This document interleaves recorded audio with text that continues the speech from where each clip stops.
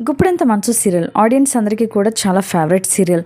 అలాగే ఈ సీరియల్కి చాలా మంది ఫ్యాన్స్ ఉండటంతో పాటు సోషల్ మీడియాలో కూడా చాలా పోస్టులు కూడా పెడుతూ ఉంటారు. గుప్పుడంత మనసు సీరియల్ రీసెంట్గా సక్సెస్ఫుల్గా 1000 ఎపిసోడ్స్ని సెలబ్రేట్ చేసుకుంది. ఈ సందర్భంగా రిషి మరియు వస్తారా సీరియల్ డైరెక్టర్ అయిన కుమార్ పంతం అందరూ కూడా ఈ సీరియల్ని ఇంతగా ఆదరిస్తున్నందుకు అందరికీ కూడా థ్యాంక్ యూ అంటూ విషెస్ని తెలియజేశారు.